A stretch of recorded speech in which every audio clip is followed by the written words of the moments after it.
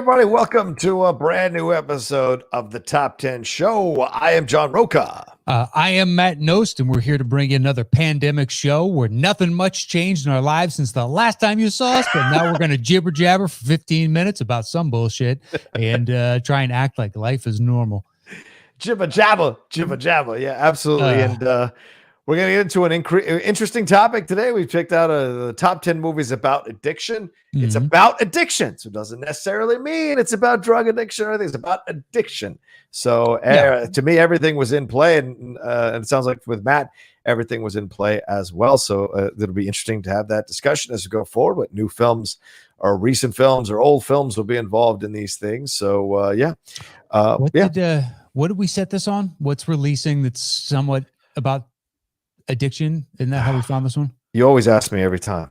But I think last time you brought it up and I was unaware because we had Jungle Land. I can remember that one. Jungle Land. Yeah. And then we had Mank. Yeah. Mank. Yeah. And then whatever this one was. Anyway, yeah. Some movie about addiction. Real life. Why not? Hell yeah. I mean, it's going to lead to some weird movies. That's for damn sure. Yeah. I watched one for this, and I don't think I get it the same way everybody else does. Oh, really? I had never seen one. Okay. I made a list and then did a search. What am I missing? Type of thing. Right. And there's one which is like, oh yeah, I always meant to watch that, and I watched it for this, and I was like, okay, yeah, it was fine. The universal praise seems, maybe it's just because everybody was so young, so they were excited about the prospect of. Anyway, that's neither here nor there. But anyway, so we said it about some damn movie, and it could be coming out on a streaming service somewhere. So enjoy that, whatever it is. Let us know at Matt Nost and at The Roca Says, or at Top 10 Show what it was precisely. I want you to stop looking. Oh, really? Okay. Yeah. Right. Let's have them do the research. Let us know. We've done enough work for you fucks. You help us now. You help us. What is happening? Are you okay? What is happening, man? No, I'm fine. I got nothing to talk about, so I'm trying to extend this. It's Really, you got nothing to talk about? Nothing happening in the world? Nothing going on? Nothing in life? Nothing. It's going down.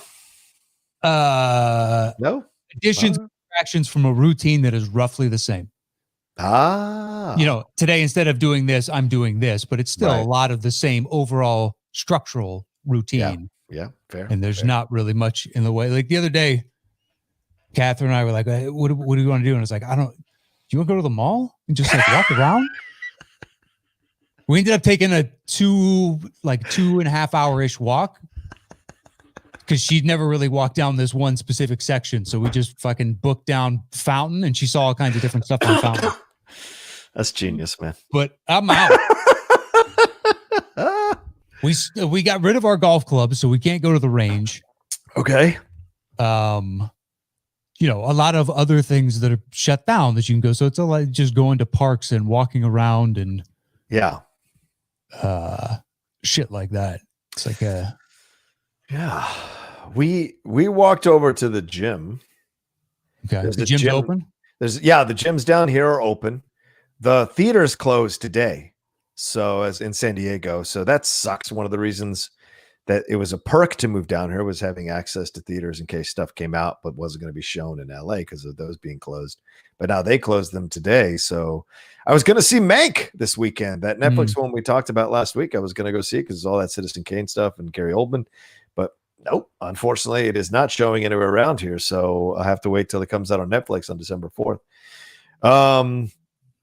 And we walked to the gym. Gym's like 12 minutes away, right down the street. And they want to charge $100 a month per person. And in LA, for those of you who know, Equinox charges about $160, $170 a month. You get a lot of perks with Equinox. In this place, they're not like washing my clothes.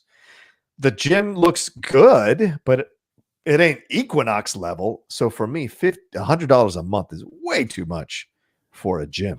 Yeah, I'm assuming it's A, they were probably somewhere near that, but B, they can say we're letting fewer members in per day. Oh, So you're subsidizing the cost of lack of membership to try and keep this a safe environment. So you're paying for the safety protocol, which is fine. yeah. Welcome to capitalism. Yeah.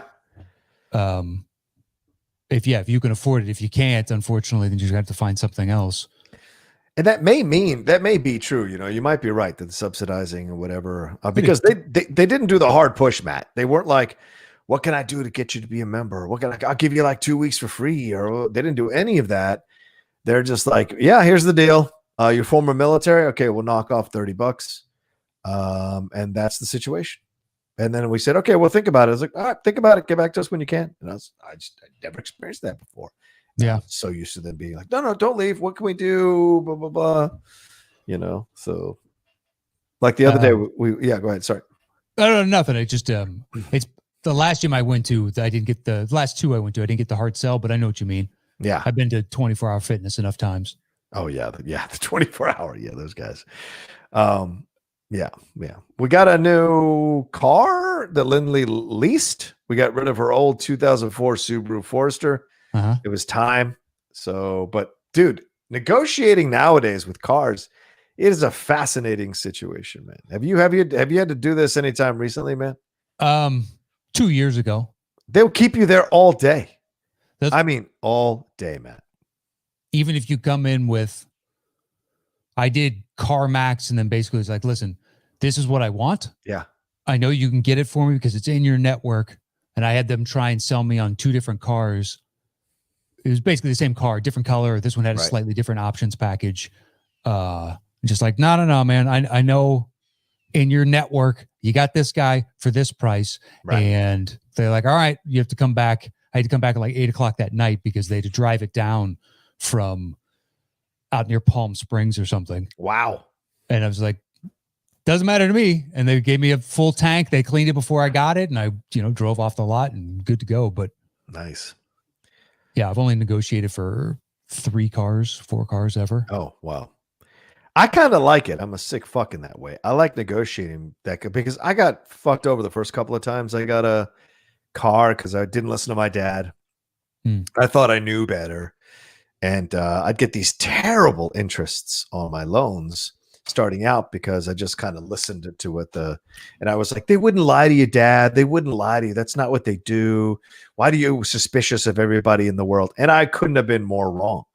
So now every time I negotiate for a car, those guys are paying, or those, a couple of times it's been a woman, they're paying for the mistakes I made in the past. Man, I with my Jetta, it was like a month going back and forth, pitting salesmen against each other and different before I finally got the price I wanted. And in this situation, we were there and I was like, you got to be kidding me. Like, look at the numbers. Who are you trying to fool here? I've got a calculator on my phone, blah, blah, blah. And it took multiple trips back and forth. And then we still left because Lindley likes to check everything before she makes a final decision. Went to drive another car. We didn't like it. We came back and we dropped him down even more. And then we were satisfied and driving off the lot. And so it was just like, I kind of enjoy doing that shit. I wonder if that's a cottage industry. Are there people you can hire to negotiate your car deals for you? I wonder if there are people there must be, right? For the rich, there must be somebody. There must be some kind of service. Well, you'd assume the rich don't care, at least most of them. That's fair. That's fair. Although rich people are some of the cheapest motherfuckers you'll meet. Yeah, but it depends on what kind of wealth.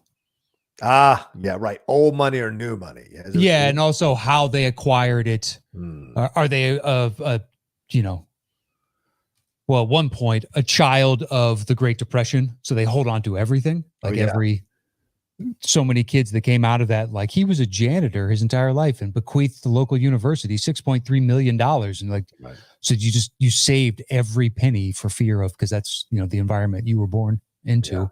Yeah. Yeah, but by and large, for a car, especially if you're going to pay that much, you're intending to show off. So you know what the cost is. Right. Oh, fair point. It's not a prudent investment. Right. So you're willing to waste that money and then you can show your ass. It's an obscene amount of money. Yeah. But yeah, I like haggling for cars and such as well. I more so like haggling, like if you're in a marketplace or go to a flea market or something, like the Pasadena flea market. Oh yeah. Or in other countries and whatnot, and be like, hey, come on. The best you can do is this.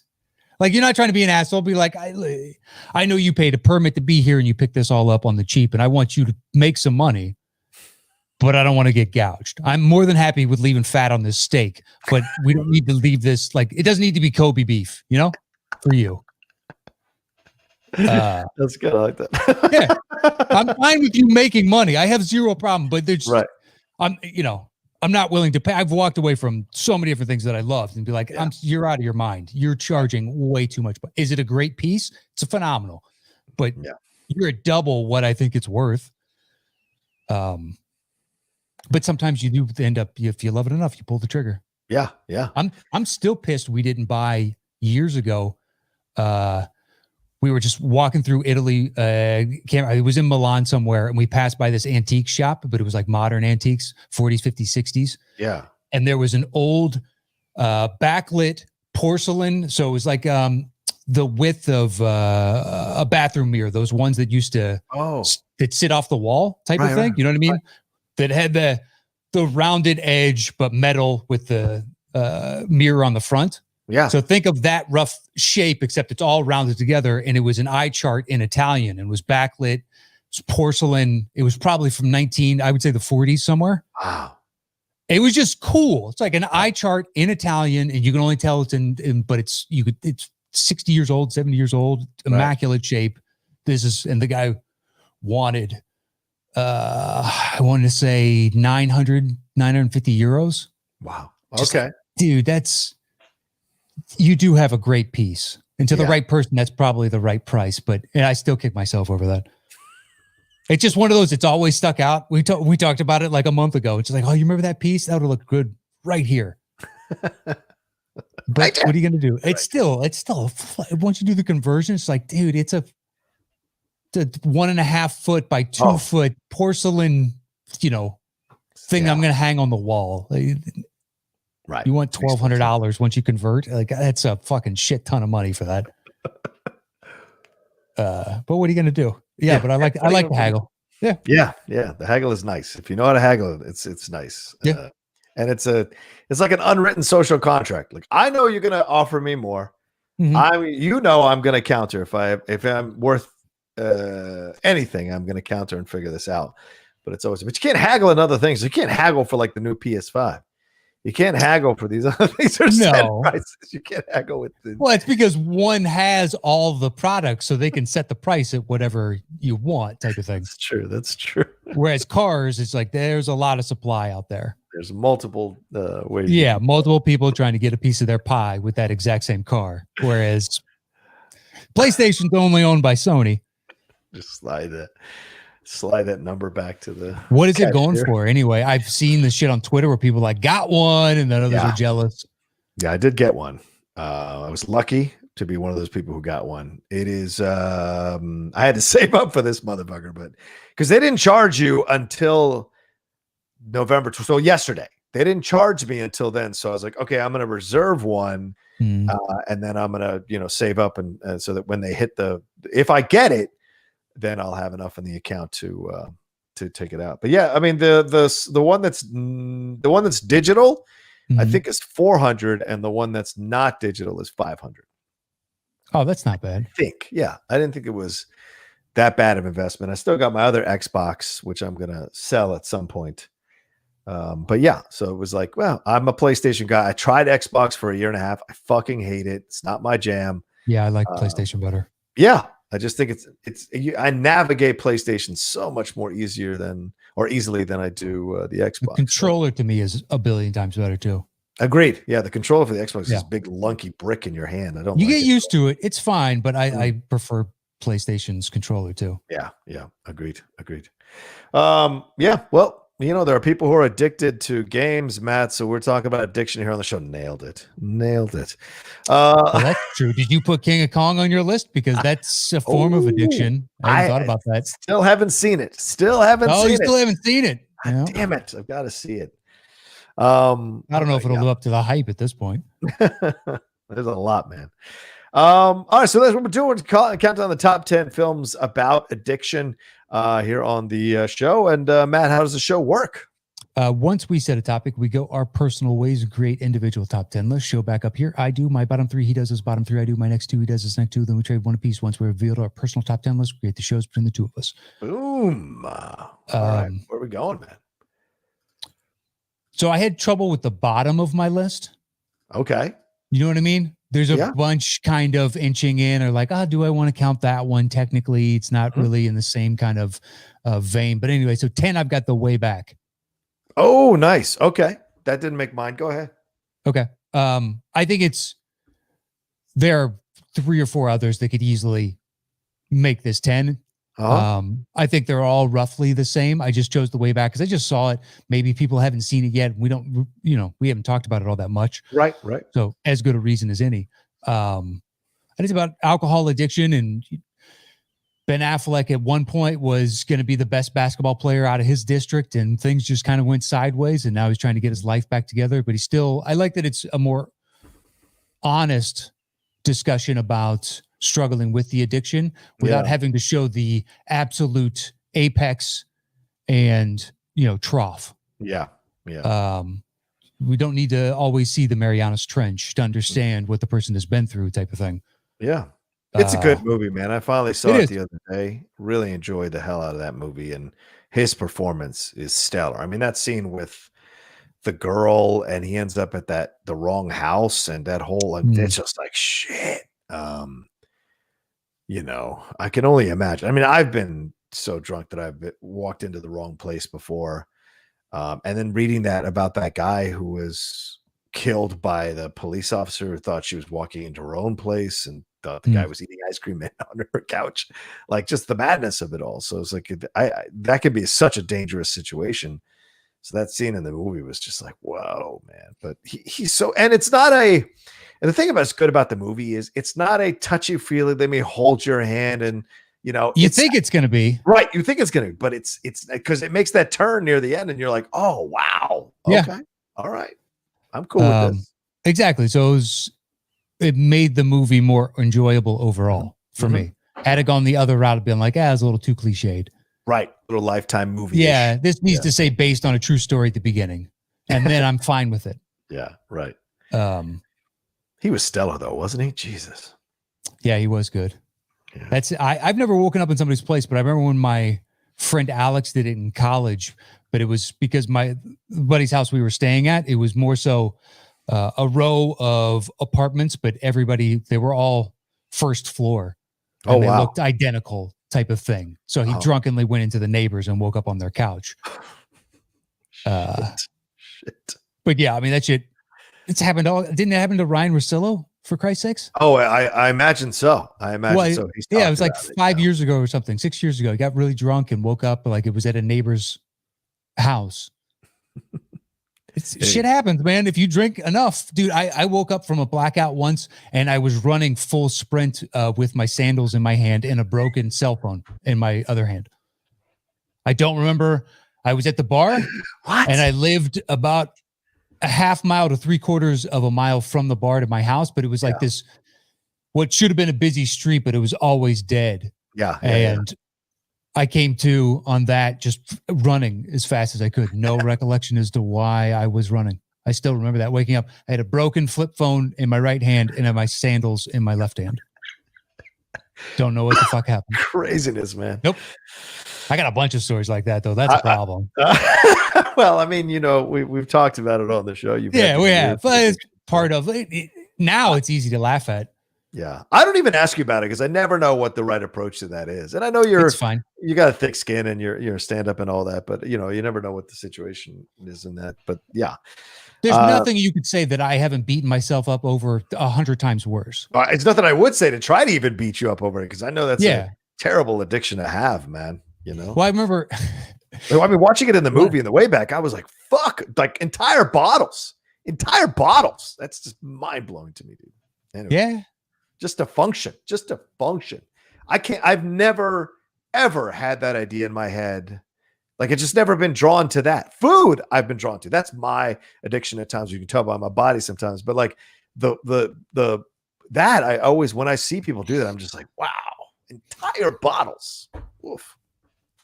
I mean, everybody has their own exactly way that they, go through that process. Self-medicate, whatever. Yeah, whatever it is.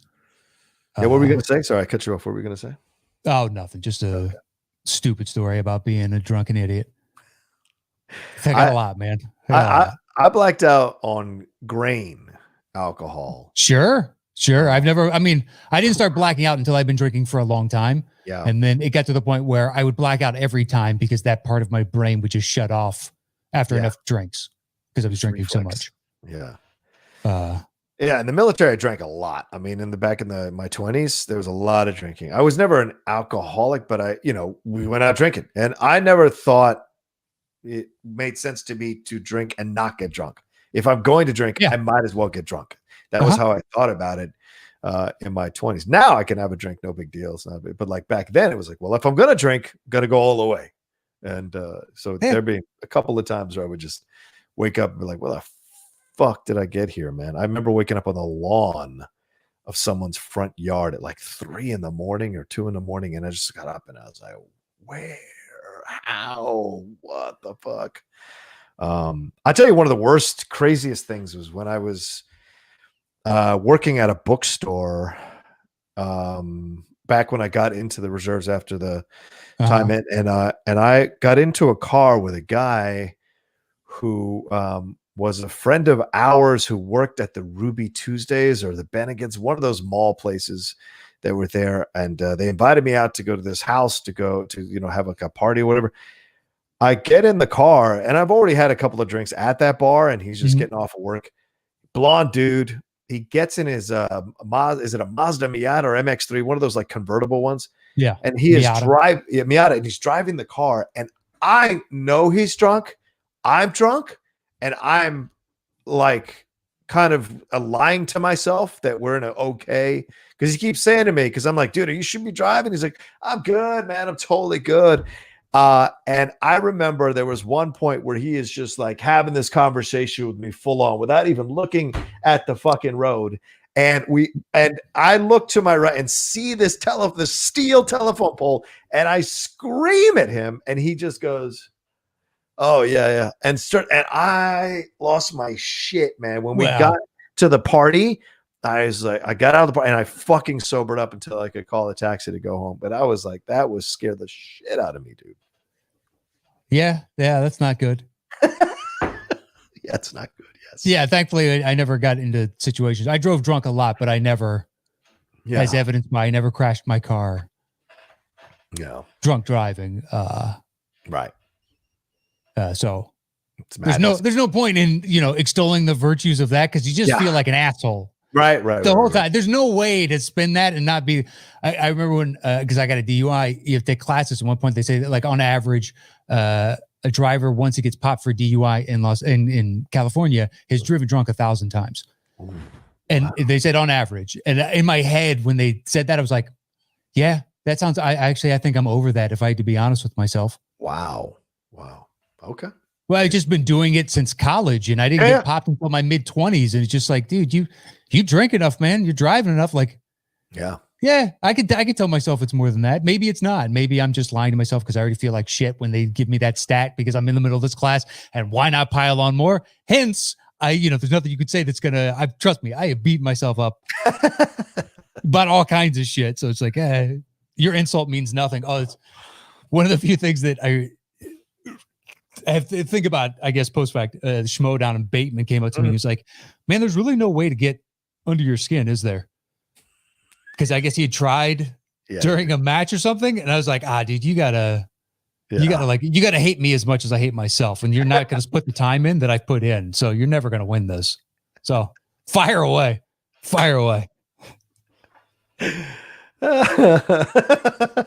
the truth. There's nothing. It's like, I know. I've dissected my life 10 times over more than you'll ever. That's a great way to look at things, man. That's actually that's a way to remove the power it is. anyone ever insulting you. There's nothing. I hate myself infinitely more than you ever will. So you can't stack up with my hate trumps your hate. This could be a new therapy. This could be a new type of therapy to diffuse people being hurt by other people's comments. That sounds like Serenity now. I think this is not a one size fits all. Yeah. Fair point. All right, let's move on. What's your number 9, man? My number 9 is Rocket Man. Oh yeah, good choice. Good choice. Dude, I struggled to put that on here, but in the end I just didn't. Yeah, I didn't want them all to be the sorrowful addiction movies. Right. And I was also looking for things where it's prominent in the movie. There are a bunch of movies that addiction is part of the overall story. Right. But it's not the main thrust of the story. So I've tried to kind of shoot towards that personally. But it's a nice, why VH1's Behind the Music was such a massive hit is because you get a peek behind the curtain of a life that you've kind of only envisioned, and to see it fully from his perspective, but still this grandiosity to it. I mean, him showing up at that AA meeting of the facade, in essence, of what it is of Elton John. And by the end, he is stripped down to who he is when he's come to acknowledge the reasons why he was pushing himself to do that. And just it's got all these artful little things. It sucks that everybody prefers Bohemian Rhapsody because it came out the year before and they lied to themselves that Rami Malek deserved an Oscar for that. And that's fine. You know what I mean? It's the sunk cost fallacy. You feel like you've already invested so much, you need to keep reinvesting into this opinion, but it's just wrong, and we all know it. Right. I like that you just let me die on this hill. That's fine. No, because I agree with you. Not that I don't agree that Rami didn't. I think Rami deserved to be nominated. Absolutely. I think Bradley Cooper delivered a better performance and deserved the Oscar more. Not even close. And I'll take Rocket Man over Bohemian Rhapsody. I agree with you 1,000%. Rhapsody wasn't even a conversation in my head about this. I'm more than happy with saying Rami Malek should be nominated and win at some point this award. He is good. Right. Is it for this movie? No. Yeah. We've already seen him do more interesting work in other capacities. It's true. Totally believe he can continue on in that measure, but he does with the Bond film. Yeah, I just hope he doesn't turn into Eddie Redmayne. Got it early, and now what's Eddie really done since? We're all kind of waiting. Right. But I just don't want him to go the way of Adrian Brody. Yeah. Good win, and then it's like now he's doing small parts wherever he pops up. Yeah. You got thrust into a position that you needed to grow into as opposed to being projected into. At least it's easy to diagnose not having lived through it and from afar. So the hell do I know? But anyway, what the hell do we know about anything on this show? We're just here to have fun, talk about movies and whatever. So, anyway, it takes us too seriously is doing it all wrong. All right. What's the, it's utterly incredible that Bernie comes in with the lyrics.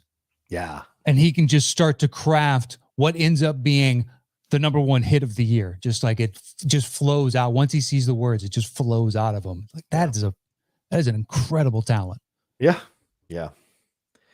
And it was fun. I mean, the work that Taron Egerton does is phenomenal in the movie. Jamie Bell's great as Bernie Taupin, but the journey he goes on, it could have been rather so on the nose. Oh, I get it. He's stripping away the veneer and blah, blah, blah. But it actually works because of the performances and the scenes and how invested you are in this Elton John character that Taron Egerton is creating in the movie, right? And because we love Elton John's music so much as we do, and he's still around. He's still around releasing music. He's still around doing concerts and performances and whatever. So, yeah, I agree. This is a really good movie, man. I bought it, and I can't wait to watch it again. It's been a bit. I can't wait to watch it again. Yeah, I watched it like a couple months into quarantine. Right on. In a move, I knew it was a good movie. Like it's a believable pick me up. Yep, absolutely. And as much as I dabbled, I can't even fathom what this dude had access to for 30 years. Right. Or 20 years, however long he was hardcore partying. Yeah, true. I know he's done by early mid 80s. So yeah. What is that? 13 years? Yeah. It's a lot of time. Still, it is. It's a lot of time to really, you know what I mean? Really go out there. Yeah. put And yourself B, the all-time, because there's somebody that has the all-time record of like nobody partied more than that person. That person technically in human history, that person has partied more than any person ever will. it's got to be Keith Richards, right? I mean, he's still fucking alive. He is still, but how often does he still party? I don't know. I feel like he would probably still party. Probably. Yeah, don't you think? Maybe. Yeah. I mean, you know, heroin's clearly not happening anymore. Yeah. Yeah. I would doubt cocaine just for the stress on his heart, but he probably still drinks, smokes pot. Good point. Yeah, Maybe does mushrooms or something else. Yeah. Well, possible. What if he's just a big MDMA head now? That just loves, he's always touching people when he's talking to them. That's just what he got into. Yeah. Yeah. You just see him and he's spinning something. What's going on? All right. He's calling up Mick Jagger to talk about old times. Just real sensitive. Well, we wish you, you know, we hopefully we hope the quarantine is going well for you, Keith. Yeah, Keith, absolutely. Mick, remember 1960? Oh, God damn it. All right. That was Rocket Man. 8 is Flight. Yes, my 9. Yeah, Okay. yeah. Good stuff. Yeah, I mean, Denzel's just fantastic in this movie. Just fantastic. The movie as a whole is good. Yeah, it's a watchable good movie. It's not gonna win any Oscars, and he got nominated, and rightly so. But the film wasn't gonna win any Oscars. No, but he's incredible in this movie, man. He really is. And his twist on the end during the inquiry. I don't know if we want to say how old this movie's. What, 5-6 years old now at this point? Yeah, I think that's about. But how many people saw it? It is 2012, bro. It is 8 years old. Wow, really? Wow, we are old. All right. Well, I guess with Denzel and the fact that it's 8 years old, I don't mind talking about it then. Okay. Just because it is Denzel. Right. Whereas Fences, I say give a little more time. Right. Fair. Just a little bit more time, then it's fair game. Anyway, so when it comes down to it, and they have, you know, the empty cordials during the inquiry, and they're like, well, I can't remember why, like his blood work or whatnot was inadmissible, or they couldn't take it, or some shit. But the flight attendant, she was the only next logical conclusion. Oh, yeah. He has to fall on the sword and be like, it's not how. No. Right. We're not going to besmirch. Like, I don't care at this point. It'd be like finding out if Sully was 3 sheets to the wind. Right. And I'd be like, oh, I did this amazing. Sully. Like, come on, man. And the crazy thing is, so the plane flying inverted was so believable. Mm-hmm. That's really difficult to do. It was inverted. Yeah. It was inverted. But not in a jet fighter, just not in a cool way. No. Well, it was kind of cool, but it was scary as hell. Like they're doing corkscrews as they're flying around trying to take out MiGs, as you were just making a motion for. But yeah, when they decide to do it because they don't have the actuators, the flaps aren't working in one direction. So if they go upside down, they can keep their loft up. Something along those lines. Yeah. So if it's locked in the other, so they have to flip over, and you're like, this seems pretty like good for you. Is this Ridley Scott? Ridley Scott and Denzel? Zemeckis. That's right. Yeah. It is Zemeckis. Mm-hmm. Yeah. So I mean, to see him, even though he had gone through all of this and he can't still leave his addiction, and it took having to go to jail for him to, you know, get the cold turkey quit that he needed. Yeah. Now, who knows if he maintains once he gets out, but it looks like he's on that trajectory, like genuinely. Right. Yeah, I agree. And I think what's so great to watch with him is just how he negotiates the scenes, as you mentioned, in the courtroom, but also with, is it Kelly Riley? I think her name is the actress who was in I'd have to look it up. Yellowstone now, and she's in Sherlock Holmes. I think that's her name. But like the scenes he negotiates with her when they're, you know, doing what they're doing with the drugs and whatever, and then the stuff with John Goodman, it's just really great scenes with the actors that he has scenes with that layer the film with this kind of tension and drama that works so well. And, you know, Denzel at times can be, you know, in other movies can be Denzel. And in this movie, the way he approaches the character from the inside out, and he still has his Denzelisms, but there's so much more operating underneath, Yeah. And when he gets to that place, I think his performances are so much more richer, to Very watch. true. Very Yeah. true. Hmm. All right. So that was my 8, your 9. What do you got, Okay. my friend? All right, so my 10 is an old one from the 80s. I say old, called Clean and Sober with Michael Keaton. Okay. Didn't make my list, but it was in contention. Yeah, I remember this film and The Boost were two of these films that I saw in the 80s, and they've always stayed with me. The Boost is James Woods and Sean Young and cocaine, and like it destroys their relationship because he becomes a terrible addict, and she keeps believing in him. Is that the one where he's driving a convertible on Sunset, through Beverly Hills, where he's flying through traffic? Yes. Okay. Yeah. And he essentially just destroys their relationship, and she's heartbroken. It's one of the best performances Sean Young's ever delivered, and no one ever talks about it. But Clean and Sober is Michael Keaton. I think he's an accountant, or he's a real estate guy. I want to say he's real estate. It's been years since I've seen it. That's another reason I didn't put it on. It's like, it's been so long.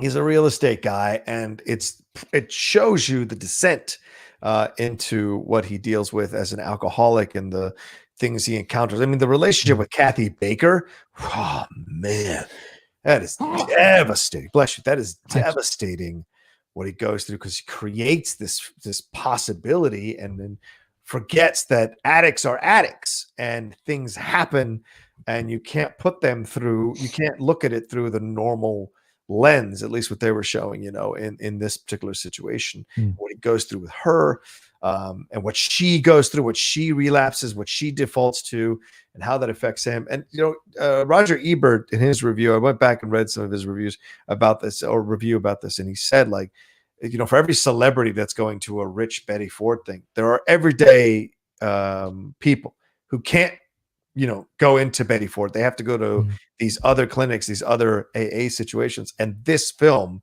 shows you what the day-to-day reality of people like that is as they struggle with this addiction and try to go to these meetings and try to stay away from ruining their lives and their relationships and their jobs. Yeah. And Keaton delivers a masterful performance. I mean, this is 1980. This is like Keaton during just about to get Batman, doing the comedies of Mr. Mom and Beetlejuice. Yeah, post Gung Ho. Yeah, post Gung Ho. He's putting this one in there, and this shows you the range of him as an actor. If you haven't seen this one and you're a Michael Keaton fan, I can't recommend it enough. I really can't. It's so good. Yeah, I haven't seen it in years, so maybe I'll go back and revisit it. The thing with addiction movies, it's a rare addiction movie that I go back and rewatch. I'm sure, bro. Over and over. They still stick with you. Yeah. Well, as number 9 is Flight. We said that already. Then my number 8 is The Lost Weekend with Ray Milland. This is one I saw for the first time maybe a year or two ago on TCM. And I'd always resisted it because I'm like, is addiction really, like, did they really do it right? You get caught up thinking in the past that they did it like Reefer Madness or whatever. But this film is actually fucking excellent, showing this guy's alcoholism and the way he hides it and lies and totally like straight to people's faces, the people he loves, lies to them and do it. And so you're seeing the extent to which the addiction can really take over this guy's life and what what relationships he's willing to ruin, how he struggles to try to stop doing it, but then things happen and it's his immediate response is to go drink and do whatever. And you feel terrible watching this all happen throughout this film, and it's just one of the most honest films about addiction from that time. And I bet at that time it was something that a lot of people were going through and maybe didn't even know they had it. They were just like, this is life. This is just the life I live, and didn't understand that they were alcoholics or functioning alcoholics. So the film really breaks that down. There's a number of chilling scenes throughout the movie as he confronts how terrible his addiction actually is and what it's costing him, and the lengths he'll go to escape anyone finding out that he's taking a drink or getting a drink or whatever, and the lies he'll tell. It's really, I can't recommend it enough. Okay. All right. What's your 7? My 7. So my 7 is one of, I guess, the only real cheat, so to speak. Okay. which is the fighter, because the addiction for me isn't the primary story. That's my 7. So yes, Oh. I agree with your cheat, my friend. But because it's based on a true story and the fact that this guy, had a shot. Yeah. The older brother, and then just kind of now lives on his former glory as he's a crackhead. And then Mark Wahlberg's character, basically picking up the mantle, even though the mother still favors the older because he was the first one that got on HBO or got on, right. As a fighter, got some renown. It's Also, always the thing that's great about the movie too, Matt, is this thing like, he's not only addicted to the drugs, he's addicted to his previous life. Yeah, his fame. Right? His fame. He needs it back so bad. He's willing to do, but then he can't control his addiction to go and get that addiction of fame satisfied as well. But he keeps lying to himself that HBO is going to do this documentary on him like they've done with other people. And that kind of feeds his whole overall feeling of self-worth, which is why he thinks he can tackle or break this addiction, or this addiction is not that bad because people must really support him or like him. So he must have something of value, which only kind of keeps perpetuating the cycle. It's insane. I mean, doesn't he's late to a fight as a cornerman because he's on crack. Like he's at that house and he has to get out of when they go around looking for him and he jumps out of the second floor. Yeah. But it's such a, I can't think of many movies that dealt with a real crack addict story. Yeah. It's usually kind of they're almost this kind of faceless story on some level. Because you didn't really see it in movies all that often, at least prominently placed that I can remember. But at the same time, when that would have been happening in movies, I wasn't watching those type of movies. I was a little kid. Yeah. But yeah, just great. It's just because for that reason, that is something where I was like, man, what is that life like? And to see him just living not only on the high of the drug, but the delusions of his future and former fame and grandiosity. Yeah. Yeah, so it's my 7. Yeah. All right. What's your 6? My 6 is A Star Is Born. That's my 6. Wow. The most recent one, right? Yeah. Yeah. Because Cooper is such a believable drunk. Oh my God. It's so sad. So sad. And of course it had to end that way for him. Yeah. Right. Yeah, yeah, because he hadn't tackled it. He hadn't really tackled it. Because, I mean, obviously, and Matt, you can speak to this more than I can, but like the underlying thing of any addiction, I would imagine, is these raging moments of low self-esteem. And you see he had dealt with the addiction to a degree, but he hadn't dealt with the reasons for the addiction. So the way it ends is the way it's supposed to end because he hadn't done that other work. So that he wouldn't feel useless or in comparison to the ascendancy of Lady Gaga's character. And also how his brother, kind of rejected everything he was doing at the end there because he'd had enough of covering for him. And of course, that embarrassment at the award show, pissing his pants, there wasn't that strength to try to overcome all this stuff and be okay with this new life, this new normal. And for him, the other option just seemed more the correct way to handle it. And it was tragic to see, but he's incredible in the movie, dude. Damn. Just flat out. Yeah, the fact that he didn't win, it was, if memory serves, he was my clear-cut favorite of the year for the best male lead. Yeah, just harrowing. When Lady Gaga and and Sam are in that hallway afterwards and just trying to do they take blame, and he shifts it off and like this isn't our fault. Yeah. And he's right. It just sucks that they knew the warning signs the whole time. They tried to stop it, but ultimately you can't be there 24 hours a day. You can't. And you got to go on with your life. Yeah. Yeah, you have to. And just like this was inevitable. It sucks that it was. We tried. Right. And you don't feel like that's someone consoling themselves after the loss. That feels earned, at least from him. Yeah. I wish more people felt that way, because sometimes people, they try to be there as much as possible. But like you said, Matt, you can't be there 24/7, and you can only do so much. Yeah. 'Cause you've got your life to live. You've got responsibilities. You've got to pay rent. You've got to feed your children. You've got to you've got your own stuff. And so to ask someone to constantly be there 24/7 is a hard ask.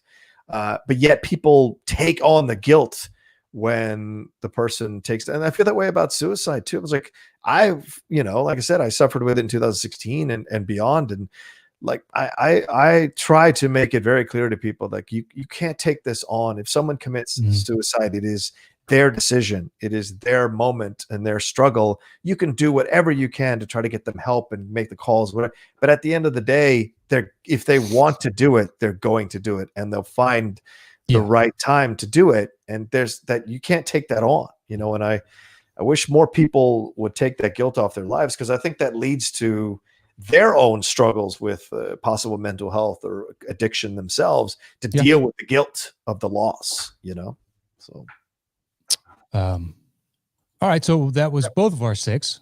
Yes. I wonder if we keep this train rolling. Okay. 5, I've got Uncut Gems. That's a punt. Okay. Yeah. Sure as shit in addiction. All right. What do you got at 5? It is. My 5 is Crazy Heart. Okay. I've only seen pieces. Oh, okay. All right. Well, then go ahead. I need to use the restroom real quick. Okay, so sure. Yeah, Crazy Heart. What a film that I thoroughly enjoy with Jeff Bridges, and he won the Oscar for that one, directed by Scott Cooper. Him and Maggie Gyllenhaal. Is Sam Elliott in this one too? Hold on, let me take a look real quick while you guys are. I think, as I know, Colin Farrell is the young country singer who's, of course, taken his, that he sees as possibly taking his spot. Maggie Gyllenhaal. No, I guess I don't see. I don't see Sam Elliott. I thought maybe Sam Elliott was in. Anyway, it's he's a former famous country singer, and he's dealing with his addiction and to alcohol, and that led to this dysfunctional life of his. And of course, he ends up, having this relationship with Maggie Gyllenhaal and her child, and what that leads to a very unsettling and harrowing moment in a scene in the movie, because he gives into his addiction a little bit and takes his eyes off the ball of taking care of Maggie's child, and what that leads to. And it is such a well-acted movie. Jeff Bridges certainly deserved the Oscar. Maggie Gyllenhaal was fantastic. Here, we'll do this. I think we'll do this. Yeah. Maggie Gyllenhaal was great in it. And their scenes are so filled with tension and fire, and chemistry, that it's a joy to watch. And then at the end, when he's finally kind of resolved what he needs to resolve, it's pretty great to see them kind of work it out and be, come to an understanding, I guess is what it is. And then what happens with Colin Farrell as well. So just great stuff. If you haven't seen the movie, Matt said he's seen pieces and bits and pieces of it. Can't recommend it enough, because actually it's a slow burn, but how can I say this? It's a slow burn that you can't take your eyes off of, is what I would say. Did he deserve the Oscar? Oh yeah. I mean, yeah, 1,000,000%. What Bradley Cooper did, Jeff Bridges is doing before Bradley Cooper does. And I don't mean Bradley Cooper copied anything. I just mean that Jeff Bridges does his version of that. I got you. It's so well done, and very believable. And because you love him, so that when he gives into it, you're even more heartbroken that he's doing that to himself, because you love him so much. It's such a well done film and an incredible performance. Okay, so what's your 4? My 4 is Rush. Yeah, I just don't feel for that film like other people do. So knock yourself out. I saw it once and I was like, yeah, all right, I'm good. Okay, I like it for.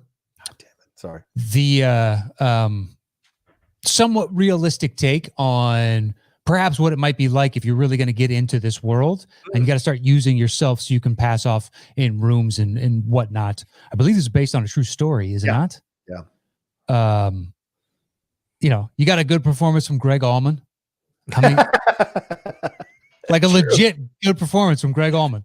Very good point. And and it's about, cops going undercover to try and bust up a drug ring. Yeah. And ultimately it's like utterly bullshit because they can't pin anything on anyone except for some, BS charges. Yeah.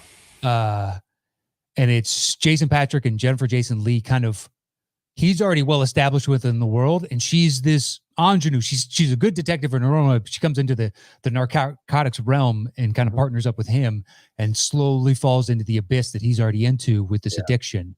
And they get strung out as they're trying to still, they've gone beyond walking the gray line. They're clearly violating the law in certain aspects and then, acting like they didn't in others. And it's just that weird divide between the two. But see, I know what you mean in that feeling of, I think I would go back to watch other addiction movies before I did this one. Yeah. But it's not like it's so great a disparity because I don't really go back to watch any addiction movies. Right. It's like really hardcore addictions. There's only one. It's in my top 3. Mm-hmm. Okay. But so yeah, Rush. But I didn't realize it wouldn't make your list. I figured it'd be on there somewhere. Yeah, no, I watched it once, man, and I think it's the same thing I feel when I watch the end of Goodfellas, like I tell you about. It's so depressing. Like it's so depressing.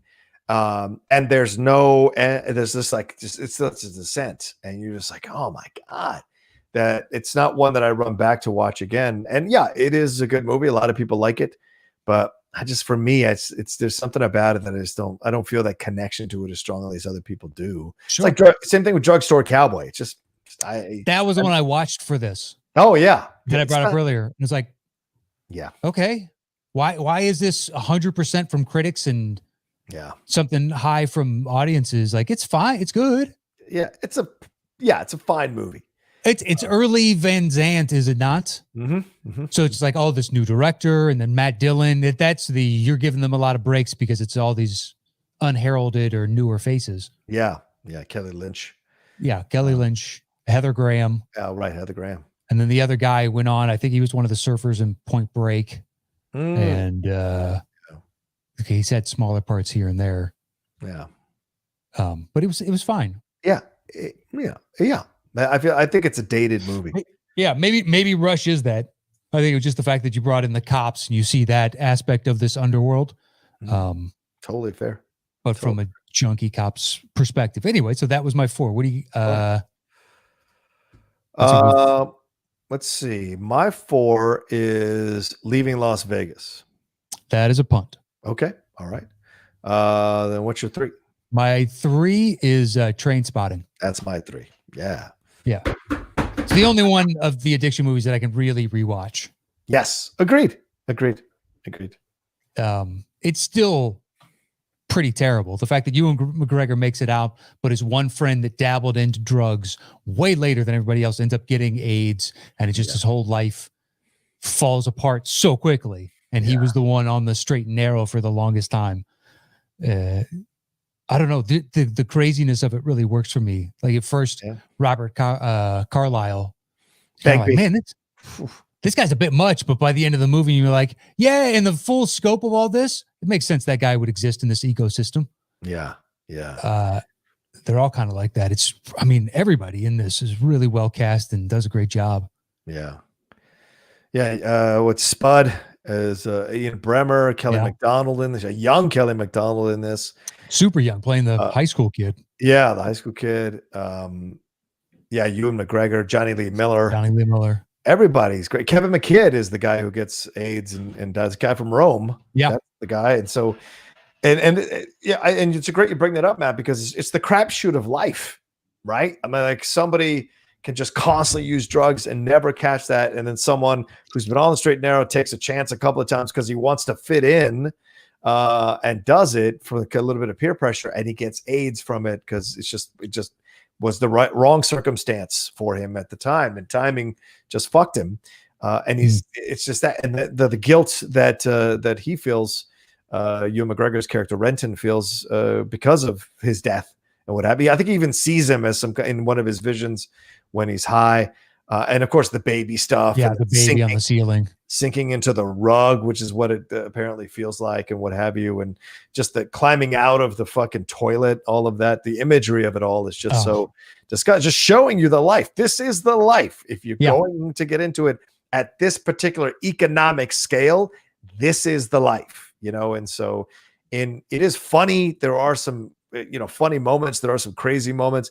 Begbie's they're throwing the glass over the railing or whatever, hitting that dude, getting into this massive fight. He's such a chillingly scary villain in that movie. He is, for such a tiny man. Yeah, for such a tiny man, right? Just a tiny little man, and yet you believe he's just a ball of fury, pissed off at the world for God knows what. Yeah, all of it. You see it, all of it, and you're just like, man, this is nuts. So I knew a guy in the military like that too, man. That guy was scary. That guy was like, you could just see, you could see that as a possibility every single time. Yeah, it's a disagreement. It scares the shit out of you because it's a switch. It's a switch, and you're just like, oh fuck, Yeah, I've been around those people too, and I just basically found reasons to not be around those people. Yes, agreed. Yeah, you get just the more you're around it, you're like, it's not really worth the risk. His personality isn't so great. Yeah, right. This is an okay outburst every once and again. Yeah. Yeah, it's that kind of stuff, and it's so well done. And Danny, even I thought the sequel was good. If people haven't seen the sequel, T2 or whatever it's called, to Trainspotting 2, I thought the sequel was actually really good. I was surprised. I thought it was going to be rehashing or whatever, but showing them all these years later and they get reunited and how they go about doing that, I was just really surprised how much I enjoyed it. Okay. Yeah, so recommend it if you haven't seen it. All right, what's your 2? My 2 is Requiem for a Dream. Yeah, that's my 2 as well. Man, I've seen it all the way through once. Yeah. I've gone back to watch certain very specific sections because there are others where I'm never going to forget that arm. Mm-hmm. I've seen it once. Right. I've seen it. I'm never going to forget it. It's there. And I'm not saying I forgot other aspects of it, but it's just like, I don't need to relive watching that again because it was enough the first time. Like, I get it. Right. This is a terrible drug. This is a terrible drug.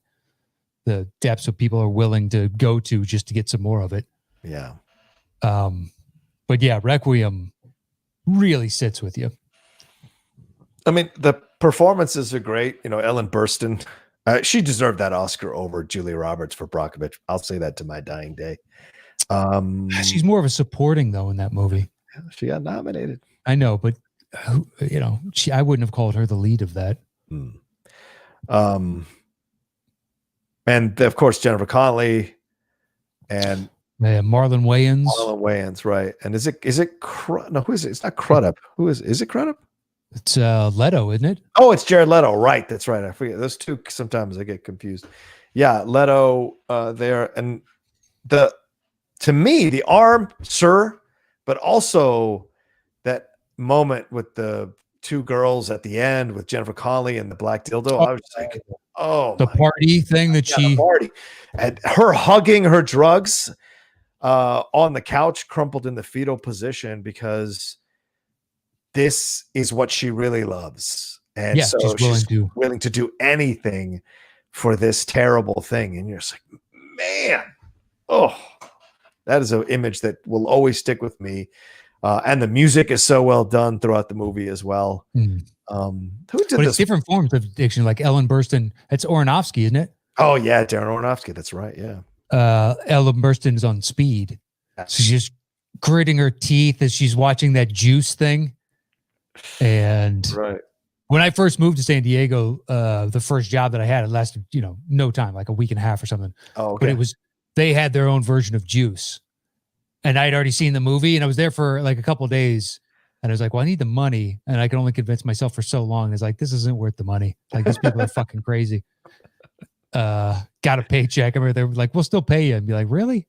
I'm kind of leaving. Yeah. Are you sure? Yeah, I guess by law you have to. So you can come pick up your check. All right. Yeah. But yeah, just her gritting her teeth, sitting in that recliner chair all by herself in the house. Yeah. The close-ups on her face as she's looking like left to right, what's happening. and Shooter McGavin just being Captain Juice. Join us in creating excitement. him stepping through the TV during one of her like visual stuff and having that whole thing with her. Hallucinations. Yeah, but Just that's all tweaked. that's I mean look, it's the end of the movie that will always stay. I mean, her as well, sitting and her friends out there on the bench crying because their like decades old friend ended up in this situation by the years. Like, man, the weight of this thing is so I've seen it once, Matt. I don't know if I will ever see it again. Even if we had to do it for the cinephiles, I might turn it down because I'm like, it's too much to put myself through, man. It's by the end, it's a lot because I don't know that you have to though. Because it's still this evocative. It's full on depressing. It's full on depressing, this film. Full on from beginning to end, man. Yeah. Well, I think so. That was your 2. Mm-hmm. We have different ones, but my 1 then is Leaving Las Vegas. That one to me is the most depressing.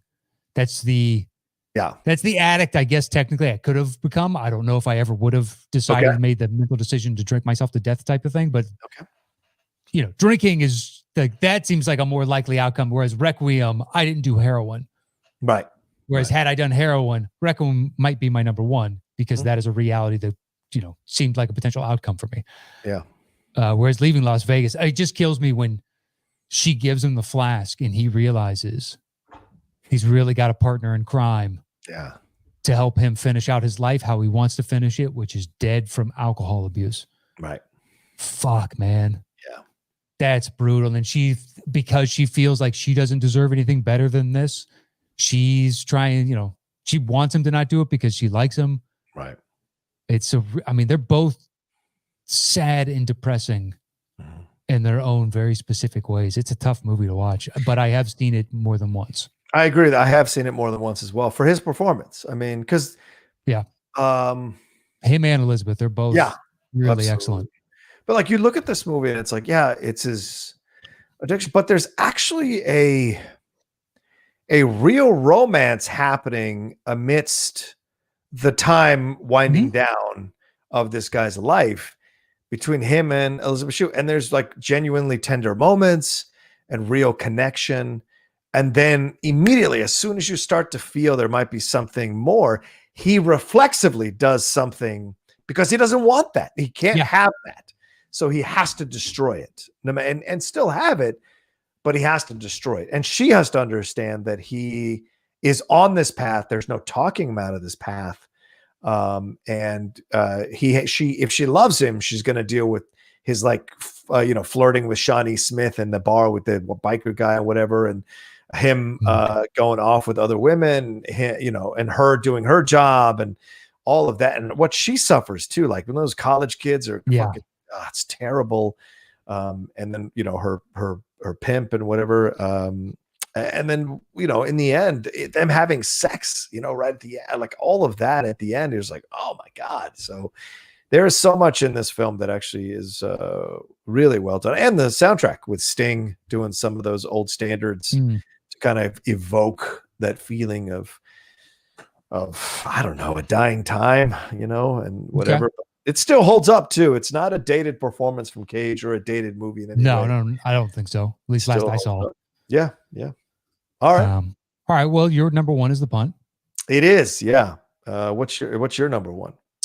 That was my number 1. Oh, Leaving Las Vegas. Sorry about that. I got confused here. Yeah. So then my number 1, is Uncut Gems.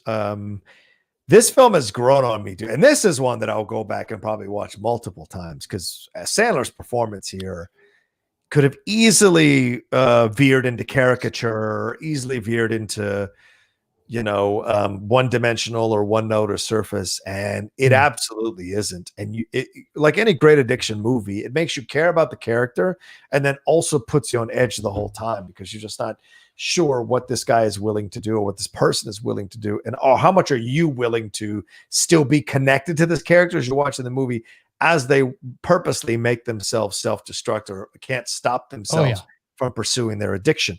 And Adam Sandler does that in spades throughout this movie. And that addiction fuels like the side piece, his girlfriend in the apartment that he's got for her, and the fact that the family has to go to the apartment with the son at one point, and you can see the two worlds, the colliding, and he doesn't want that, but he has no other choice because he's so self-destructive. Yeah. That he's put himself in a situation. She leaves him, and then she comes back because it's all this just disgusting affair. And Yeah. the end, right when you think it's going to be one thing, it kind of has to be another. I don't want it. That one's too new. I don't want to say much beyond that. Oh, no. I don't want to ruin it at all. Kevin Garnett is great. Oh, yeah, He's great. He's so good. He is, man. Come on, man. Come on, man. I hope he doesn't do that much acting, but I'd like to see him in something every like 3 years. Yeah, sure. Yeah. Lakeith Steinfeld is great in this one as well. You know, I think he's his friend who's trying to help him with the he's whole a thing. go-between type of. Yeah. And even Francesa was Francesa. Yeah, that's his name. Mike, the radio guy from New York. He is Francesa? Great. Yeah, Francesa. Sorry, Francesa. Yeah, he is great in the scenes that he has with Adam Sandler as well. And of course, his mistress, Julia Fox, I think is like her third or fourth project. She hadn't done much. It was her second thing that she'd done. She's done a bunch of one-offs throughout her career here, starting out. She's only recently gotten into acting. So it's just like she's so good as his mistress in those scenes with him and her. And apparently she was, if I remember correctly, she was a dominatrix through college to pay her way through college. So that kind of came in handy with some of the scenes you see in the movie. Man, she's stellar. And the twists and turns of the movie too, the ending of the movie, like you said, the ending of the movie, it goes one way, but also it kind of shows you that the guy was a lot smarter than you thought. And that's what's so fun to watch when you're watching this movie. And I can't recommend, I think I've said it on the show before, but if I haven't, there's a short attached to the movie that the Safdie brothers did where Adam Sandler is playing a street performer who gets mad that another street performer comes in to essentially try to take his spot. And they battle for about 8 minutes throughout this short movie about the thing. So if you haven't watched that, find that as well. So, okay, well, there you go. There's our separate lists about the top 10 addiction movies. Now we're going to put this thing together and get the combined top 10 list. I'm going to grab the bongos.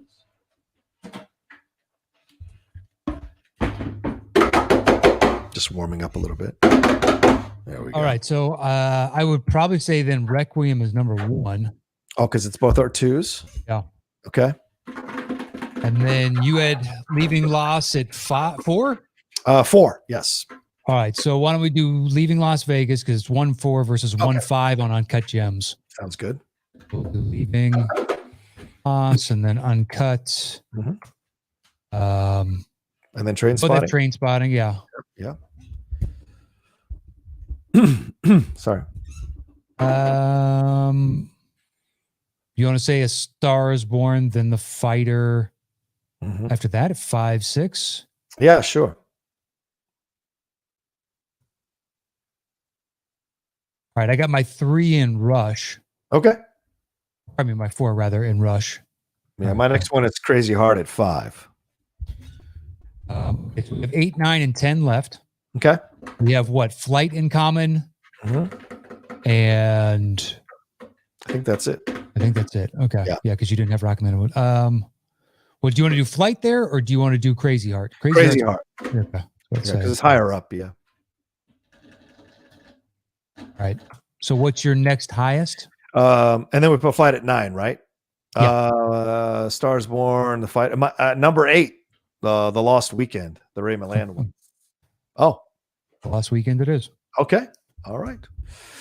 All right. The top 10 movies about addiction. Yeah. At number 10. The Lost Weekend. At number 9. Flight. At number 8. Crazy Heart. At number 7. Rush. At number 6. The Fighter. At number 5. A Star Is Born. At number 4. Train Spotting. At number 3. Uncut Gems. At number 2. Leaving Las Vegas. And our number 1 film about addiction is Requiem for a Dream. Requiem. There you go.